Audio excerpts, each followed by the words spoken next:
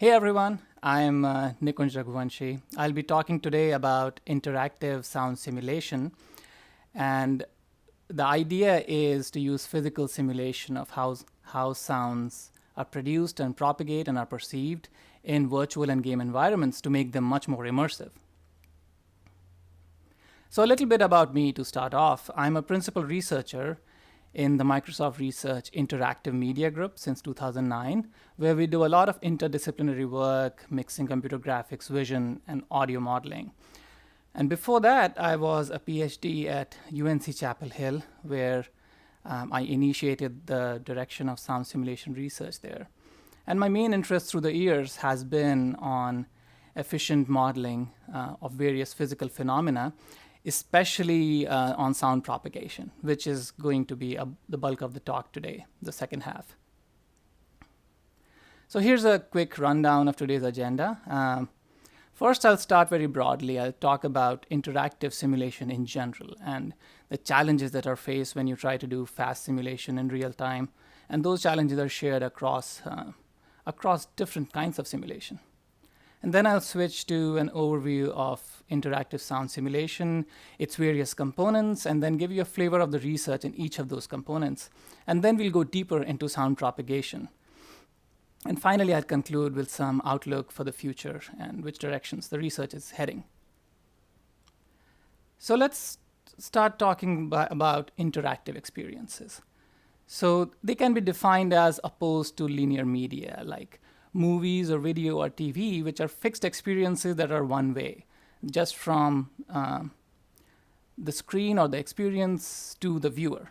Whereas interactive experiences, such as games and virtual reality, are much more interactive and participatory. In fact, in a multiplayer game, you can have multiple people interacting within an environment in unpredictable ways.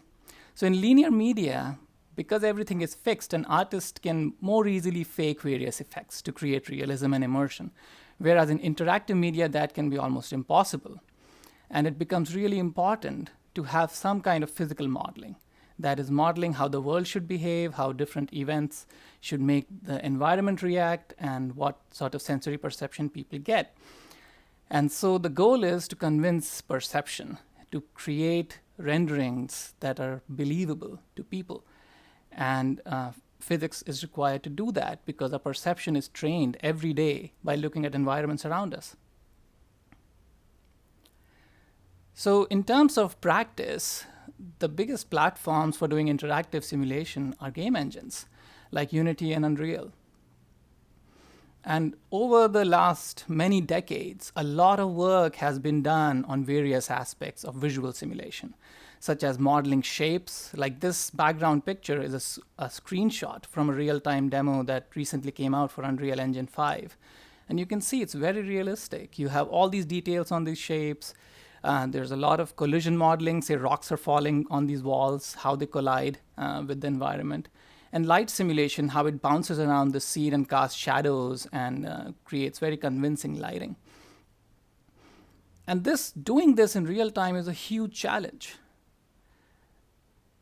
The three top technical issues. The first one is that these scenes are very complex in general. So any practical technique needs to handle very general scenes. And it needs to handle them and produce believable and immersive renderings. And robustness is a very important concern, that you shouldn't have corner cases where suddenly it produces something different and wrong because our perception latches on to anything out of the ordinary. So that is a very high bar to cross. And you have to do both of these things and their intention with efficiency. You have to do it fast at 30 to 60 frames a second. So there's a lot of innovation that has happened in designing efficient algorithms that do clever approximations with knowledge of the physical phenomena themselves, as well as lockstep growth in hardware, in graphics processors to do this processing. But these are all the technical sides of making this feasible. A system can meet all these requirements and still fail in the real world because there's also a set of practical requirements to make such systems feasible. A big point here is automation. The technique shouldn't require too much manual work or tagging of the environment to make it work, because then that just replaces one kind of work with another. Swinging to the right, there should be nice integration in existing tools. So there's a gradual path to adoption. Instead of requiring you to throw away all the tools you had, start with new ones, and retrain people to use those new tools. And these things come together in the hands of the designer, who needs to be able to wield some kind of control on the physical simulation. It can't simply be like, this is what the simulation gave us, we go with that, because at the end of the day, these are designed experiences. So all these 6 considerations go into any kind of interactive simulation. And they apply just as well to sound simulation, which is what I'm going to talk about today. So here's the big picture of sound simulation and how to do it interactively. So usually it is modeled as a feed-forward pipeline. It has 3 components. There's sound synthesis, which is how sounds are created. Say you clap in a room. Then from there, sounds propagate or move in an environment to get to the listener. That is sound propagation. And once they arrive around the listener, they need to be displayed to the user through either headphones or speakers, which is spatialization. The path of sound simulation has seen more ups and downs compared to visual simulation. There was a lot of fast technology development in the 90s, but since around 2005, the emphasis has been more on making new design tools, interactive audio design tools, different from, say, movies. And examples of such tools are Audiokinetic Wise and Fmod, which are used a lot in games these days. And if you want to know more about this history, you should definitely check out this talk I've referred here. But since 2015, the field has seen a resurgence because in large part from virtual and mixed reality. And part of the reason is that spatialization technology has matured. So there's technology like Dolby Atmos and Windows Sonic that provide spatialization to all users. For example, in Windows 10 in spatial sound, you can find these settings to turn them on. And what that does is this higher quality display through spatialization sets the stage for better simulation, because now you can, a better simulation seems so much nicer to the user because they come across better. And around the same time, many propagation technologies have also shipped, which I'll talk about. Another positive development is next generation consoles have hardware acceleration for audio. So we're starting to see that virtuous cycle, just like graphics, of better algorithms and better immersion and better hardware support. So before I go further, let me give you an example of what I mean by an interactive sound simulation. This particular simulation is with Project Acoustics and Unreal Engine. I'll talk about those. Do use headphones to listen to this demo and all the demos I'm going to show today. So what I'm showing you here is there's only one sound source in a cave. It's just a drip sound. And you're just walking around this environment, and what I want you to listen for is just how much immersion is added by modeling how the sound echoes through the space, how it's obstructed by various surfaces, and especially in combination and visuals, how well it conveys this sense of presence in an environment to you.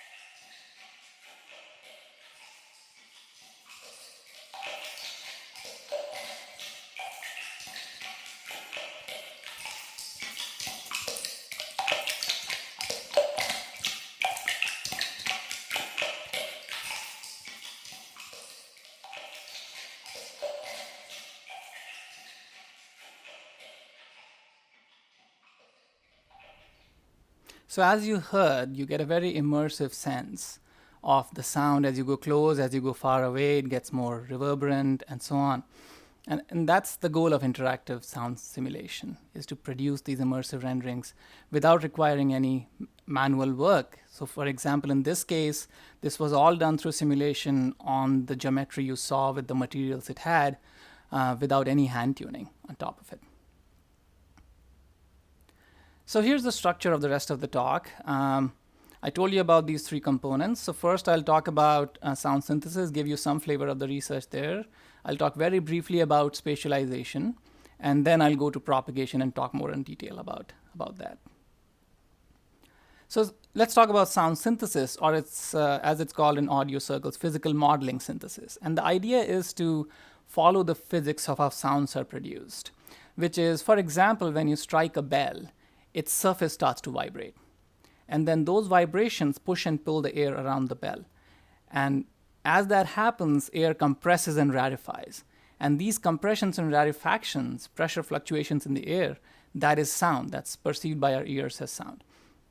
So to model this physics, there are many efficient algorithms. One of them is modal synthesis for quasi-rigid objects. And here's a quick intuition of what it is. So if suppose you have a one-dimensional string like a guitar string and you want to model its vibrations, what you can do is break down its vibration into these elementary modes of vibration over space. And then any vibration of the string can be expressed as a sum of these vibrations. So I'm going to play this. So each of these elementary modes is producing a corresponding sound to the right, which is a damped sinusoid. And if you sum those damped sinusoids, you get the overall sound that the string produced. So you can see initially in the sound, there's a lot of transient structure. That's like the click sound when you do the strike. After that, it's followed by this long harmonic oscillation. That's the ringing of the bell afterwards. So this was in one dimension, but it does generalize to 3 dimensions. So these are the mode shapes of a bowl, for example.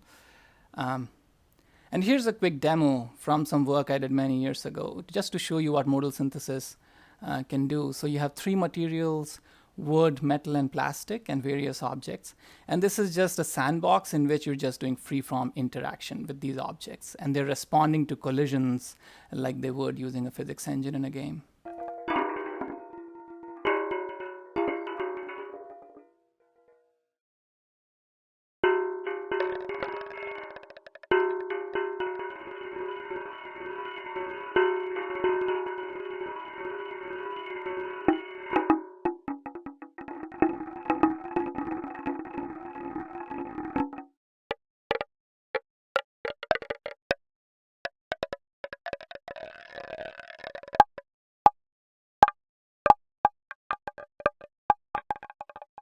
So as you can see, you get this very nuanced, synchronized effects between visuals and audio, like how the sound responds to the rolling speed of an object, or objects of various materials colliding with each other directly through simulation.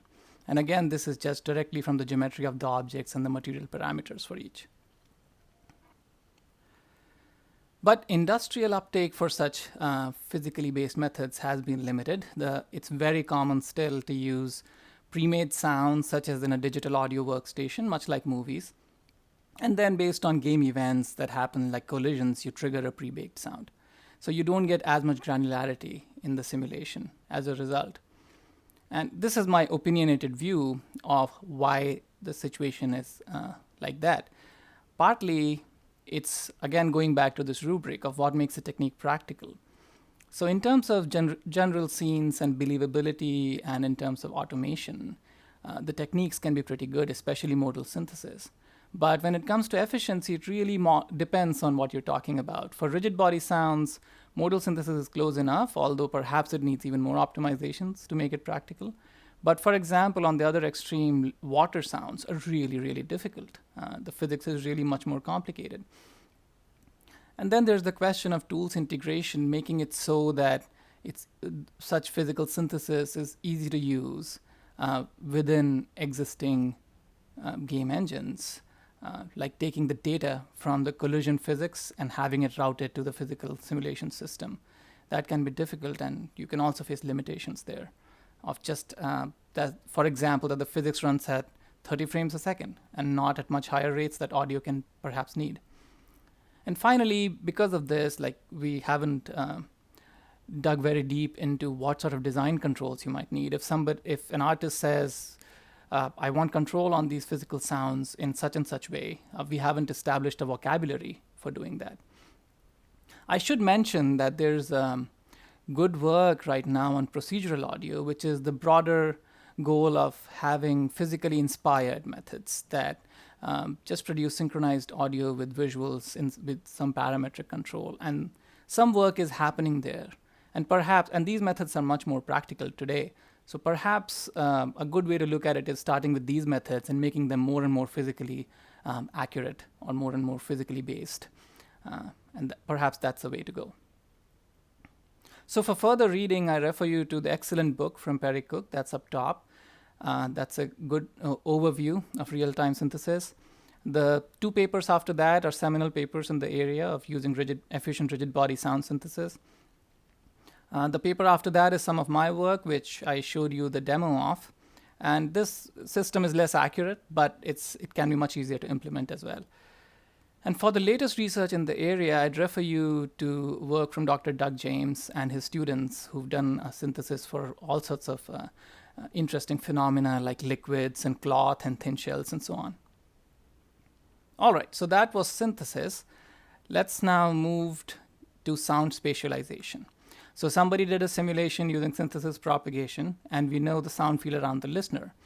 It's the job of a spatializer to take that field and convert it to signals that should be played over headphones or over speakers to recreate the impression. So usually a spatializer will have all kinds of signal processing algorithms to do this transformation. And it's more heavy on signal processing rather than physical simulation itself. To give you a flavor of the current research, and keep in mind this is a much vaster area than one slide would convey. So I've just picked a few things here. So it's not a complete description. But there are 2 related problems that people are looking at. One is the problem of sound field representation, which is that what do you represent this input sound field in the form of? And a classic way to do that is channel-based. So for example, in a 5.1 surround system, you have 5 directions, and you just produce 5 signals, saying what came from front left, and so on. This can be less accurate because for intermediate directions, you interpolate or pan onto these directions. The other extreme is object-based, where you break down the whole sound field into elementary events. So for example, if you have a forest scene, each bird is a sound source. Each leaves rustling is a sound source. So obviously this is very high fidelity, but it can also get very expensive. And then there's modal techniques, which has connections to modal synthesis that I described to you, where you take the spherical sound field and represent it as a sum or linear combination of many elementary basis functions on the sphere. For example, spherical harmonics. So all these methods have different trade-offs in terms of how compact the representation is, how much the rendering cost is, what the rendered quality is, and finally design controls, because channel-based, for example, is very intuitive to think about, whereas modal can be less intuitive to think about. So there's a lot of research going on in industry and academia to figure out what is a good solution going forward for immersive audio. And then there's spatialization algorithms that take these sound fields as input. And I'm going to give you a brief sense of HRTFs, head-related transfer functions, which are used for binaural rendering over headphones, which is because of virtual reality, there is a lot of research going on in this area right now. And the idea of HRTFs is you can tabulate how the head and shoulders of a person modify sound coming from a specific direction as it scatters from the head and the ears. And that's the HRTF. And then at runtime, based on wherever a source is, you figure out the filter for the left and right ear and do a convolution of the sound source's signal with the corresponding filters. And that creates the 2 signals you should send in because it recreates what would happen in reality. And this can create very impressive effects, where sound sources are externalized and have a very crisp direction. But here are some questions that people are looking at. So firstly, HRTFs depend on the person's head size, their pinna shape, and all these considerations. So the question is how much and how to personalize these HRTFs in a practical way. And how much do you need that for various applications, say virtual reality as opposed to mixed reality, where you can actually hear real sounds, and perhaps the bar for realism is much higher to convince somebody that a virtual sound is also located in the same space. There's other related questions like coloration, that HRTFs always have to introduce some sort of equalization, and making that perceptually transparent can be tricky in practice. There's the question of localization accuracy. How high fidelity does the HRTF need to be? And all these questions basically can be framed into one big question. What makes an HRTF good enough? What is the accuracy bound you need? And how does that vary depending on the application? And again, these are a few questions. There's a lot of hard questions in this area, and a lot of work is going on in that field right now. And then these problems are interconnected. How do you represent the field, and what spatialization algorithms you need? The answer to all of this is perhaps one answer or a set of consistent answers. So for further reading, I'd refer you to these two books up top, which are about the psychophysics of hearing and then more practical aspects of it. And this is not an exhaustive list, by the way. These are just some interesting readings that I picked out. The third one is Ville Pulke's classic paper on VBAP for speaker panning. The fourth in the list is research that's going on in Microsoft in the audio and acoustics group on HRTF modeling and binaural rendering. And a lot of this technology has shipped in Microsoft HoloLens for producing spatial audio renderings. So there's a link to that work. But really, there's a lot going on, and the best way to know about it is conference proceedings, or to attend conferences like AES conventions, AVAR, and IEEE ICASP. Any talk about 3D audio or spatial audio is talking about HRTFs in some sense. And AES AVAR is coming up very soon, so I encourage you to attend that. All right, so I talked about synthesis and spatialization. Let's now start digging into sound propagation, which is how does sound move? Once it's produced from a sound source, how does it move through a space to get to the listener? There's been a lot of work on this in the area of room acoustics. And the picture on the right is taken from the cover art of the book by Kutruf. I highly recommend reading this book cover to cover if you're interested in the area. And the typical problem here is you have a concert hall, and you have a sound source on the stage, and there's a listener sitting on a seat, and you want to do a predictive simulation of what the listener's perception would be of that space. To do that, it's very common to use high frequency approximations to the actual wave equation, which is ray tracing. And that makes modeling some diffraction, wave effects like diffraction difficult, but it's a very efficient method. So what you do is you trace these ray paths from source to listener, and as they bounce around the scene, they model reverberation and interesting cues like that. So ray tracing is a good fit for room acoustics because the line of sight is clear, usually between the source and listener. You have a single enclosure, and that means that diffraction effects or wave effects can boost accuracy, so they're good to have, but they don't entirely forestall using ray methods.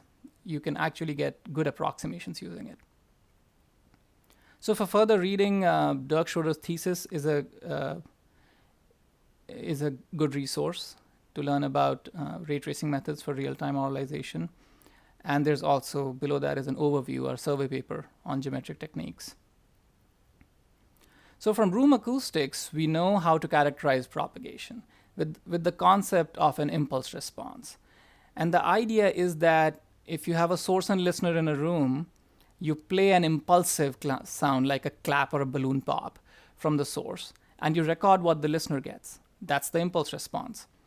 And once you know the impulse response, then later on, whichever signal the source emits, you can do a convolution of the impulse response with it to recreate how it would sound when it's filtered through the room. So that's the key trick that lets you separate whatever sound you're going to play on later with the transfer or the effect of the room on the sound or the space on the sound. And there's a lot of knowledge we already have on the structure of a typical impulse response. So say you have the situation as shown on the right. So initially, you'll have a direct path or initial sound propagating from the source to the listener. That's the initial spike here. Then you'll have a few bounces from geometry in the room. That's the early reflections. And these are clearer, and they convey spatial presence, like proximity to surfaces. And then over time, you have much more complex paths, and it gets very noisy. And that's late reverberation. So I'm telling you this because it sets some vocabulary that I'll be going back to as we go ahead. Finally, you can assign directions to each of these arrivals at the listener. And that gives you what's called the directional impulse response. And the directional impulse response is sufficient information to give you the whole sound field around the listener, that the sound was heard from here, a reflection came from the left, and so on. So I told you about room acoustics and the use of ray tracing methods. In interactive audio, you have a different set of problems because the line of sight is obstructed many, many times. It's a very common scenario. And this can be summarized with what's called the lamppost problem. And the idea is, suppose you used a simple system to model obstruction, which is you traced a ray from the source to listener and you said, if there's anything in the way, I'm going to reduce the loudness of the sound by some amount. Now the issue is if you have thin geometry like a lamppost, small motions of the listener can have the line of sight clear or obstructed and create these loudness fluctuations, which you don't hear in real life, and it's immersion breaking.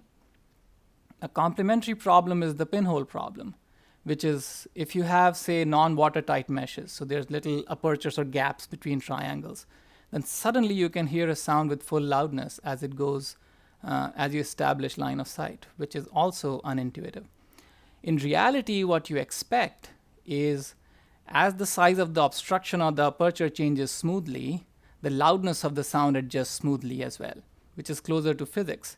And that's because of diffraction. So it becomes quite indispensable in interactive applications for producing natural results that are robust and don't change too harshly over space. They stay smooth.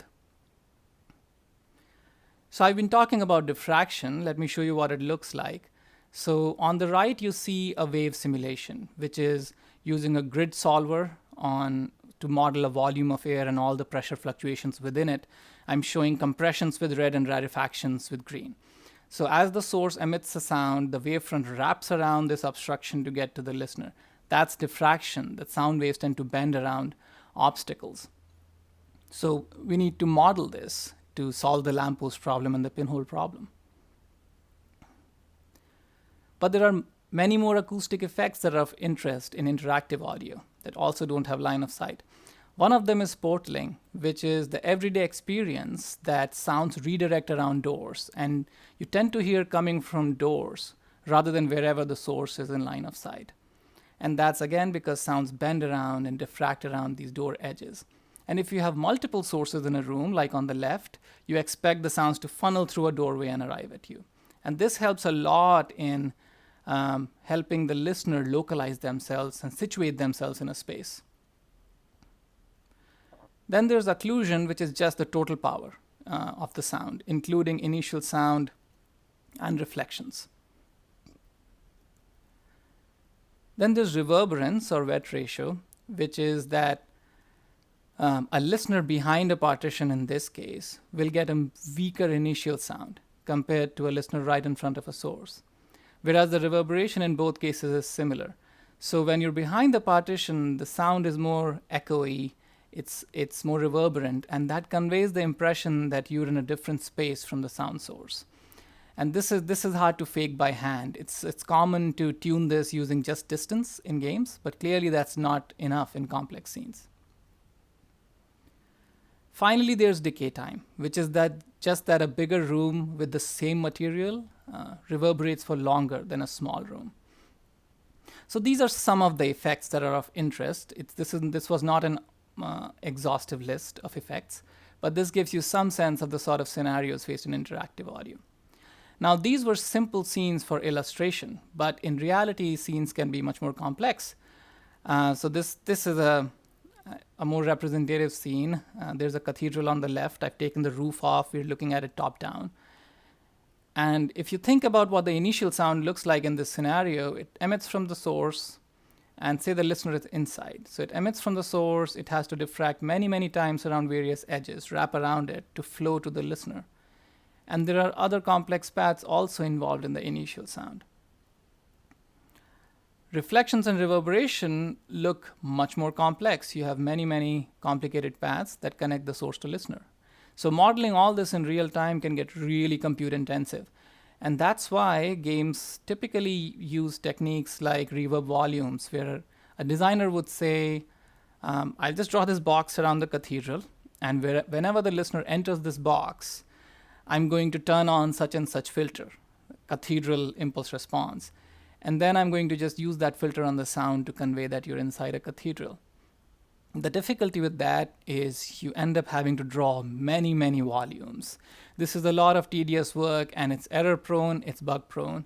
It's just a lot of manual work that requires a lot of time investment. So to solve these issues, a lot of interactive sound propagation systems have been proposed to automate this process. The systems on the left use geometric approximation, ray tracing techniques that I talked about. So Steam Audio and Google Resonance don't model diffraction, but they focus on reverberation modeling and spatialization. Wise Reflect tries to model diffraction, such as portaling and obstruction effects. But it requires a simplified acoustic mesh. So you have to take your scene and make a simplified version that's watertight because it has the pinhole problem. And then you have to do some markup for the doors. And then if the scene gets very complex, the CPU cost starts going up. So there's a trade-off there to balance. On the other hand is Triton, which I'm going to talk about today, which uses the wave simulation, like the simulations I just showed you. So it does full physical modeling. It includes all the diffraction effects. But the cost for that is pre-computation, which does bring its limitations, which I'll get into. So to give you some background, Project Triton is something I've been leading in Microsoft Research since 2010 in collaboration with John Snyder and over the years, many different product partners. And it's the first physics system that was used in a game to provide physical propagation effects like obstruction and dynamic reverb, which was Gears of War in 2016. And there's a GDC talk below that talks about that particular integration that might be of interest. So let me show you some demos of this system in Gears of War. So in this particular scene, there's only one sound source, the helicopter. And I'm going to give you a baseline first with no acoustics, so it's just distance attenuation. And then I'm going to switch Triton on and show you what it sounds like, especially how the obstruction sounds like in various spaces.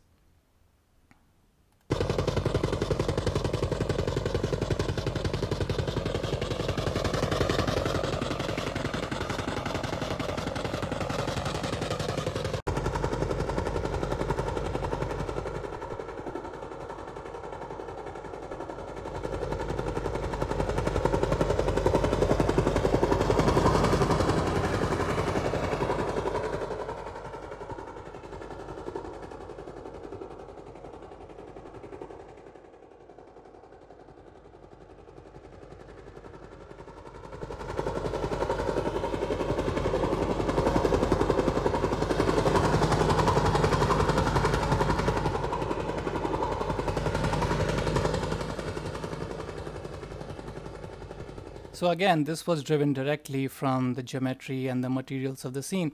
And note how the obstruction effects are giving you a sense of where the helicopter is. And without even looking, you can sense whether you're in immediate danger from it versus not. So such effects are pretty important in games.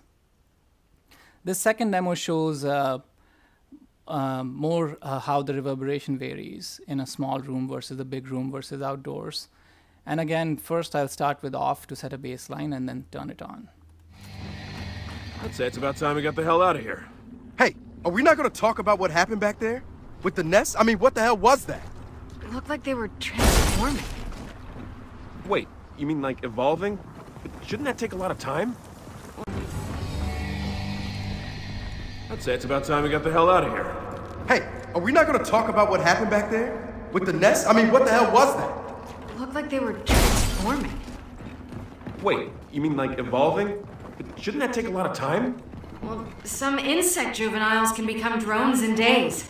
Hours even. So, juvies and drones. Judy's and drones of what, though? I have a feeling we're gonna find out. So, audio plays almost a subconscious role in boosting the sense of space. As they're having a conversation to various spaces without looking too much around, they have a sense of where they are. And that's the importance of audio in these experiences. This demo shows occlusion on rain sounds and how they vary naturally throughout a space.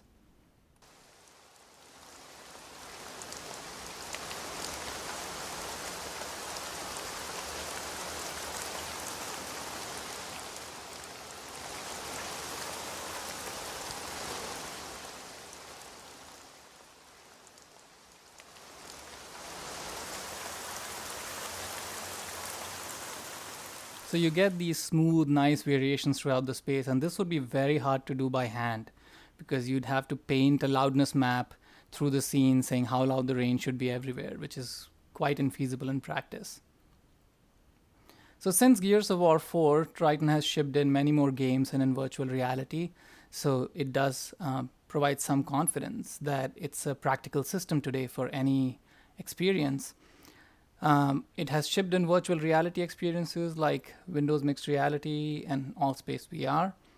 Sea of Thieves used it to provide obstruction effects. For example, if you're below deck in a ship and there's somebody above deck, they're very close to you in the sense of distance, but their sound should be very muffled, and Triton is able to model such effects.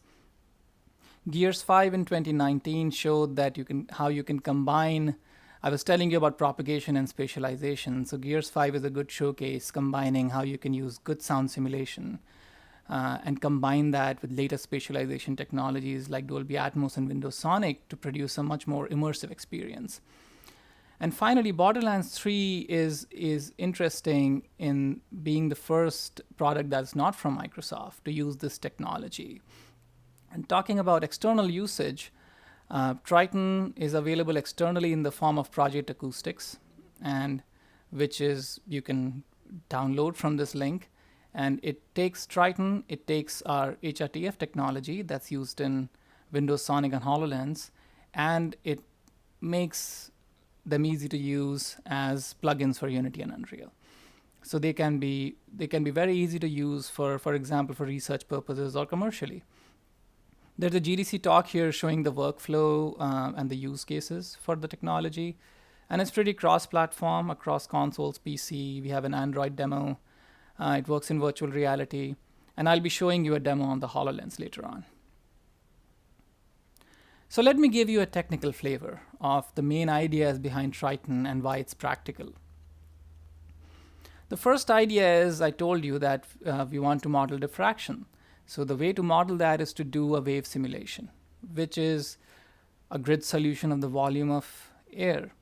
And that's very expensive. That's way, way more expensive than ray tracing. So the first idea is do it beforehand. Pre-compute this wave simulation on a static scene.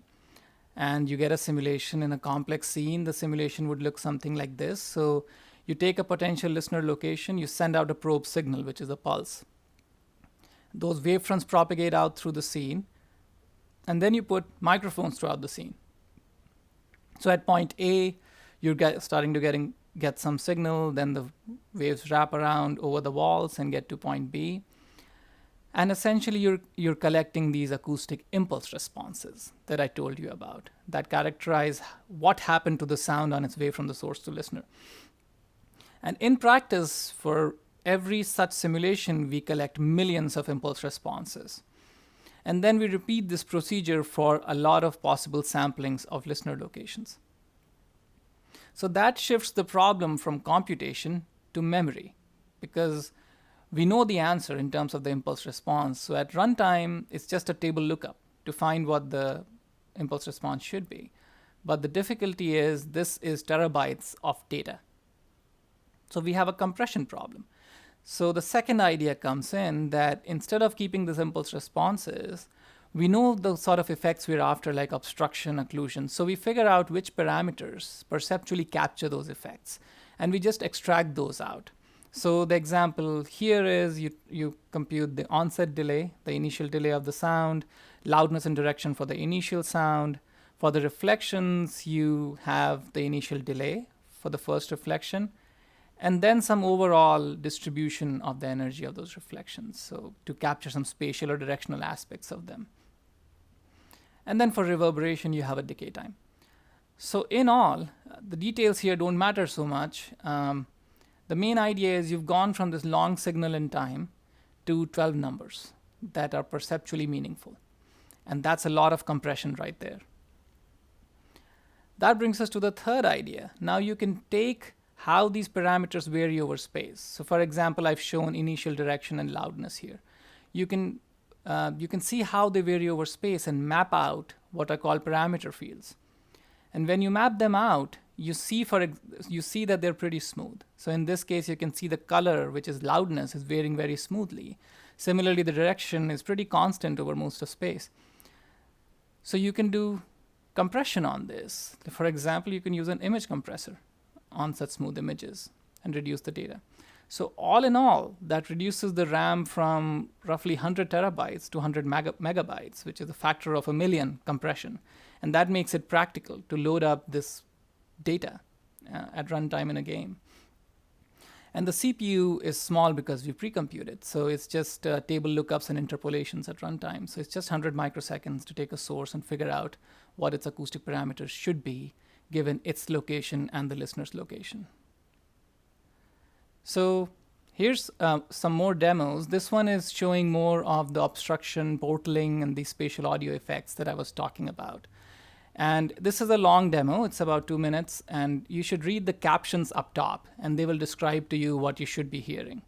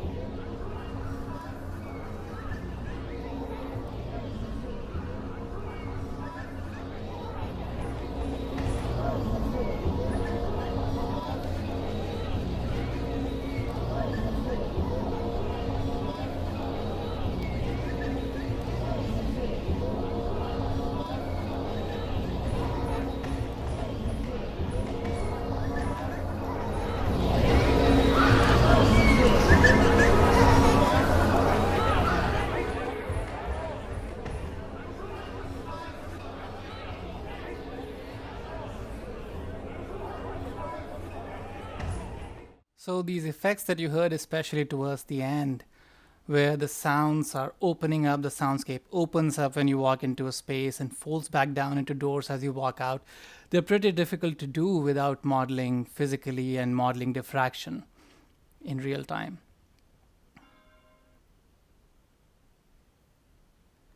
So here's some more recent work. This is pretty exciting. This is showing, for the first time, I believe, diffraction and obstruction effects in mixed reality. And I highly recommend going to this talk at the link below, which talks about the system in more detail. But essentially, we're using depth scan geometry of the space to drive acoustics. So it's showing just one sound source, and it's showing how it's obstructed and gets portaled around doors within a real space.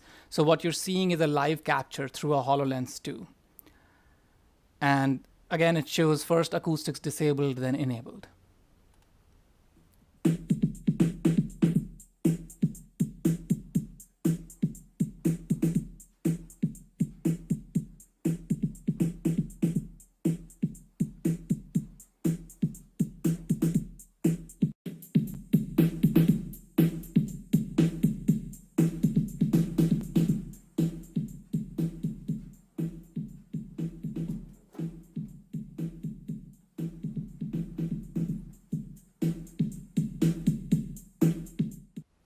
So these are initial results for sure, but they're very promising.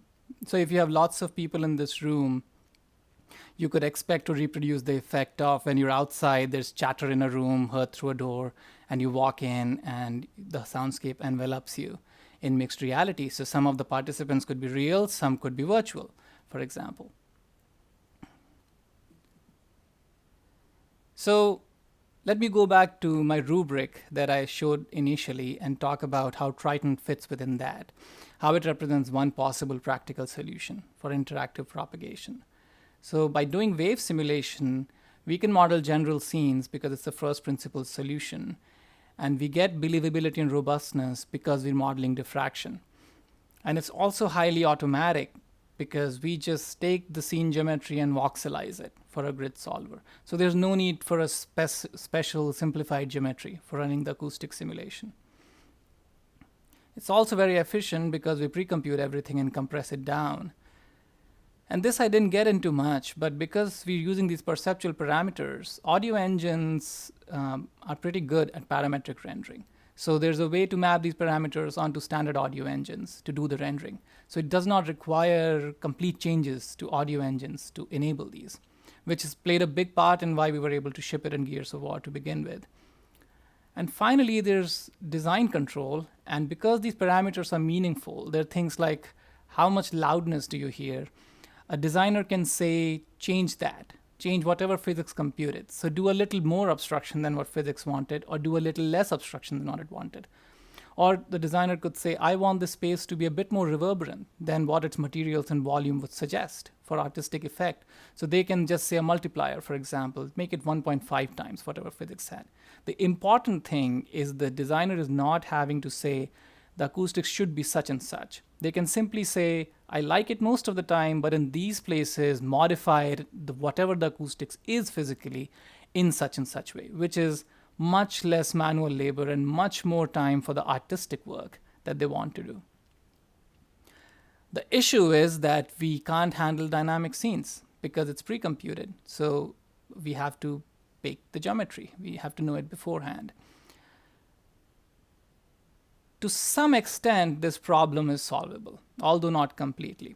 So if you know that the dynamic geometry is going to be in places you already know about, for example, such as doors, then one can do something about it. So this is a demo from very recent work I did on modeling doors within Triton. And what you have here are two sound sources. There's a storm outside, there's water dripping inside. And look how the door modifies and affects the two sounds.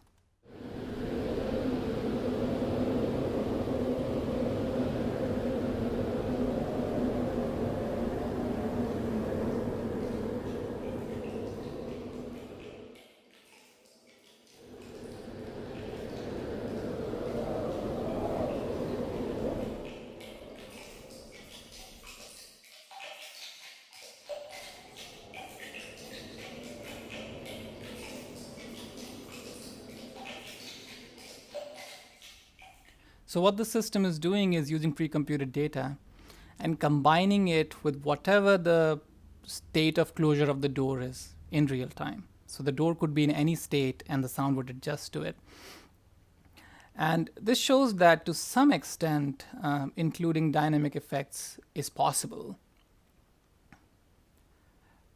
But fully dynamic geometry is difficult. So that hopefully gave you some technical flavor of Triton. And to learn more about it, I refer you to the papers. I won't go through these details. But if there's one paper you read, I would suggest starting with the second one, which introduces the main idea behind parametric compression. To recap, Triton is a practical solution for doing sound propagation, including all physical aspects like diffraction, and it's been used in practice. So it shows that for interactive sound propagation, you can have practical solutions that can ship in games today. But it's definitely not the final answer because it's limited to mostly static scenes. And my view of it is more like light baking in games, which is a standard technology, and it's motivated from similar considerations, that doing the whole light transport simulation in real time can be very difficult. So you do it beforehand, and then you layer some dynamic stuff on top of it. But like lighting, for sound, the next frontier would be fully dynamic scenes. That's where lighting is going as well, to model all these phenomena in real time. Except for sound, we'll also have to worry about diffraction. And that's a much harder problem, but that's also a much more interesting problem as well. And that would require innovation in fast wave solvers to model diffraction, hybridizing wave-based methods with ray tracing methods to use both of their strengths, and then worry about scalability to much larger scenes because game scenes are becoming bigger and bigger.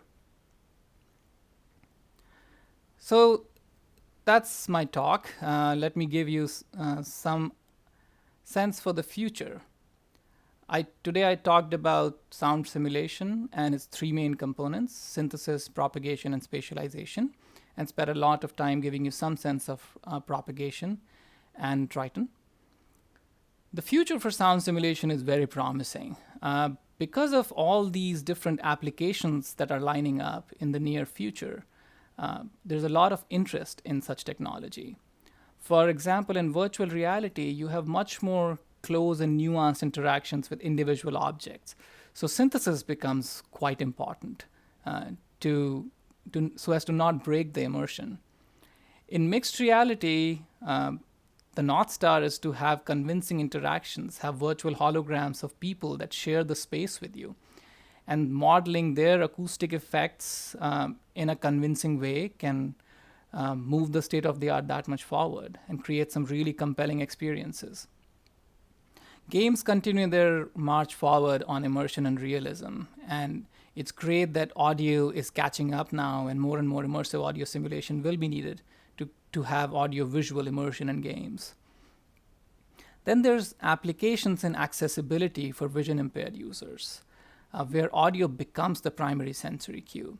And there's been some work in the Ability team in Microsoft Research who used Triton in their cane roller project to train blind users to use a virtual cane in more complex environments. So for example, in a 2-room environment with a wall in between, the propagation and portaling cues can help inform a person which way to walk and not run into walls.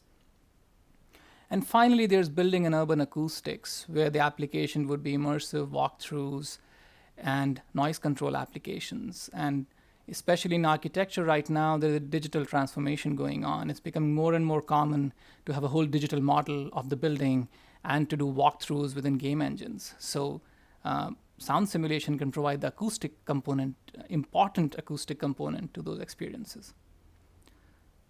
So that was my talk. Thanks for attending, and please stick around for the live Q&A. Thank you.